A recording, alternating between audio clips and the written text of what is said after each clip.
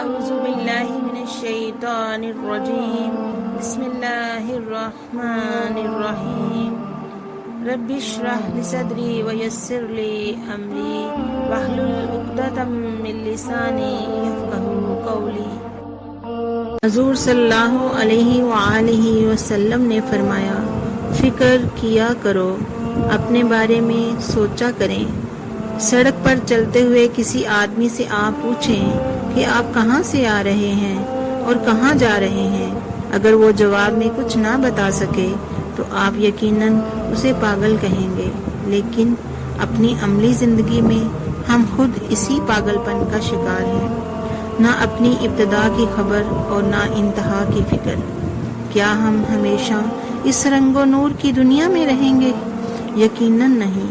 ہم جانتے ہیں کہ ایک دن موت آ کر ہمیں ایک اندھیری قبر میں تنہا چھوڑ جائے گی۔ یہ خوبصورت لباس، لذیذ کھانے، عیش و آرام، سب کچھ یہیں رہ جائے گا۔ ہمیں اتنا چاہنے والی ہستیاں ہمیں صرف ایک سفید کپڑے میں منو مٹی کے نیچے تنے تنہا چھوڑ جائیں گی۔ وہ لوگ جن کی خوشی کو ہم نے خدا اور اس کے رسول کی خوشی پر ترجیح دی ہوگی، چند دن بعد ہمیں بھول کر دوبارہ دنیا کی گہما گہمی میں مصروف ہو جائیں گے اور ہم اس اندھیری قبر میں تنہا ہوں گے۔ قبر دوسری زندگی کا دروازہ ہے۔ ہم میں سے ہر ایک نے کسی نہ کسی شخص کے لیے اس دروازے کو کھلتے ہوئے اور پھر اس کے اوپر اس کو بند ہوتے دیکھا ہے، مگر ہم میں سے بہت کم لوگ ہیں جو یہ جانتے ہیں کہ خود ان کے لیے بھی یہ دروازہ ایک روز کھولا جائے گا اور پھر اسی طرح بند ہوگا جس طرح وہ دوسروں کے اوپر ہمیشہ کے لیے بند ہو چکا ہے۔ آدمی روز دیکھتا ہے کہ لوگ ایک ایک کر کے روزانہ خدا کے یہاں پیشی کے لیے بلائے جا رہے ہیں، مگر خود اپنے آپ کو اس طرح الگ کر لیتا ہے گویا عدالت الہی حاضری کا یہ دن اس کے اپنے لیے کبھی نہیں آئے گا۔ حضور صلی اللہ علیہ وآلہ وسلم نے فرمایا، دوزخ میں سب سے کم عذاب ہے آگ کے جوتے، اور ان کی گرمی بھی اس شدت کی ہوگی کہ کھوپڑی تک گرمی سے ابل رہی ہوگی۔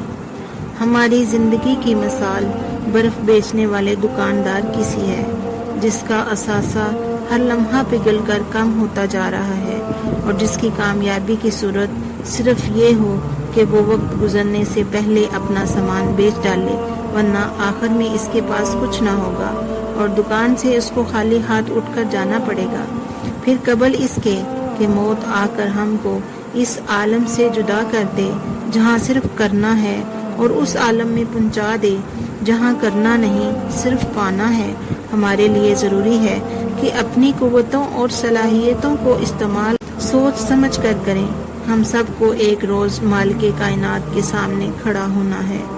کیسے خوش نصیب ہوں گے وہ لوگ جن کو خدا اس دن اپنے وفادار بندوں میں شمار کرے، کیونکہ وہی لوگ اس دن عزت والے ہوں گے۔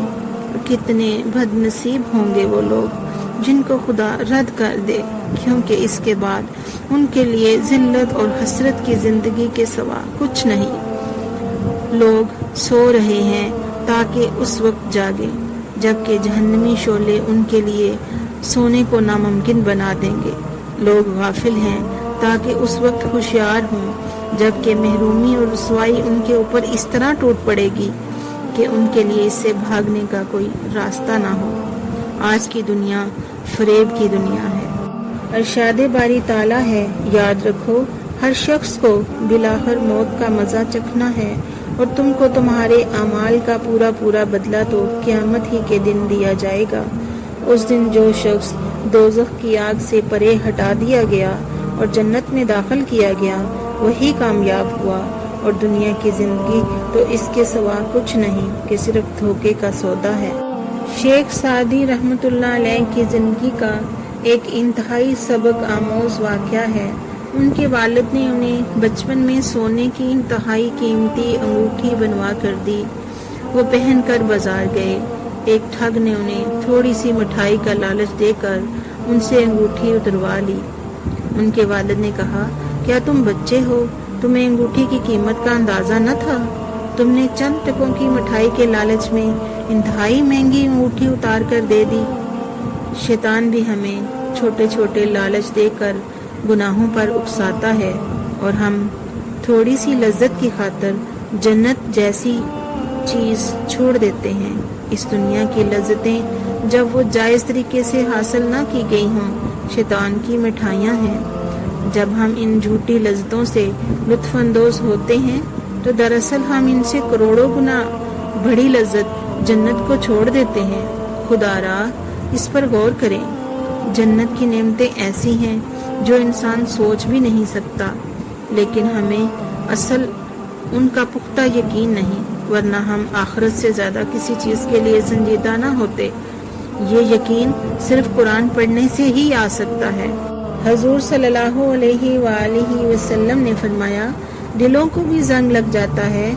صحابہ رضی اللہ تعالیٰ عنہ نے دور کرنے کا طریقہ پوچھا تو آپ صلی اللہ علیہ وآلہ وسلم نے فرمایا، موت کو کثرت سے یاد کیا کرو اور قرآن پڑھا کرو۔ قرآن اس نیت سے پڑھیں کہ اللہ ہمیں اس سے ہدایت نصیب فرمائے اور عمل کی توفیق دے۔ یہ امتحان آپ کو ہر صورت میں دینا ہے اور کامیاب بھی ہونا ہے، کیونکہ یہ ناکامی کوئی بھی برداشت نہیں کر سکتا۔ اللہ تعالیٰ فرماتا ہے، جو میری طرف ایک ہاتھ بڑھتا ہے میں اس کی طرف 2 ہاتھ بڑھتا ہوں، جو چل کر آتا ہے میں دوڑ کر آتا ہوں۔ یعنی جو اپنے ارادے سے اللہ کی راہ پر چلنے کو فیصلہ کر لیتا ہے، اللہ اس کے سفر کو آسان کر دیتا ہے۔ بندہ اس کی طرف لپکتا ہے تو اللہ اس کی کمزوری کو مد نظر رکھتے ہوئے اس کو بڑھ کر اپنے قریب کر لیتا ہے۔ لڑکھڑاتے ہی صحیح، لیکن اللہ کی طرف بڑھیے تو صحیح۔ ناممکن ہے کہ آپ بڑھیں اور آپ کو تھام نہ لیا جائے۔ اللہ تعالیٰ نے ہر وہ دعا جو بندے کے حق میں بہتر ہو قبول کرنے کا وعدہ فرمایا ہے۔ دین جو سراسر بھلائی ہے، بندہ اگر اپنے رب سے مانگے کہ مالک مجھے اپنے دین پر چلنے کی توفیق دے تو یہ کیسے ممکن ہے اللہ اسے توفیق نہ دے۔ اگر آپ اللہ سے خلوص دل سے جنت مانگے تو یہ ممکن ہی نہیں کہ وہ آپ کو جہنمی راستے پر چلنے دے۔ ایک بچہ اپنی ماں سے روٹی مانگے تو یہ ممکن نہیں کہ ماں اس کے ہاتھ پر انگارہ رکھ دے۔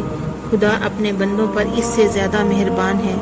جو مانگے وہ کبھی محروم نہیں رہ سکتا۔ یاد رکھیے، یہ مالک کائنات کی غیرت کے خلاف ہے کہ کسی بندے کو اس حال میں رہنے دے کہ جب قیامت میں خدا سے اس کا سامنا ہو تو وہ اپنے رب کو حسرت کی نظر سے دیکھے۔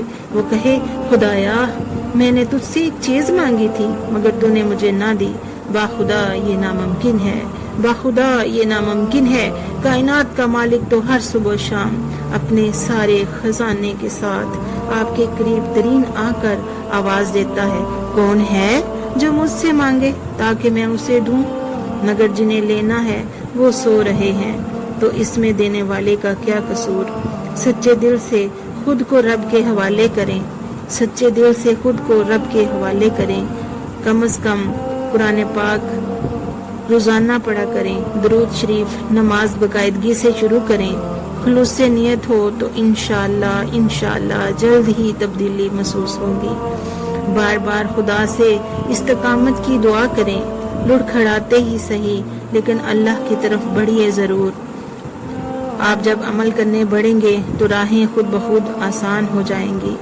راستہ بظاہر دشوار ہے لیکن دراصل دشوار نہیں اور منزل انتہائی خوبصورت۔ دوسرا راستہ بظاہر بہت خوبصورت، انجام دوزخ کی کھائی۔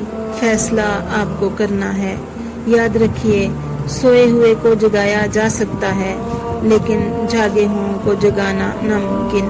خود بھی جاگیں، دوسروں کو بھی جگائیں، خود کو اور اپنے گھر والوں کو آگ سے بچائیں۔ خلوص نیت سے ابتدا کریں، کام بہت آسان ہو جائے گا، کیونکہ اللہ تعالیٰ مومنوں پر نہایت رحم کرنے والے ہیں۔ سورہ نساء میں ارشاد باری تعالیٰ ہے، لوگو تمہارے پاس تمہارے رب کی طرف سے روشن دلیل آ گئی ہے اور ہم نے تمہاری طرف واضح نور ہدایت بھیج دیا ہے۔ بس جو لوگ اللہ پر ایمان لائے اور اس قرآن کا سہارا پکڑ لیا تو وہ بھی ضرور انہیں اپنی رحمت اور فضل و کرم کے دامن میں لائے گا اور ان کو اپنے حضور تک پہنچنے کا سیدھا راستہ بھی دکھا دے گا۔ اللہ آپ کا حامی و ناصر ہو، آمین یا رب العالمین۔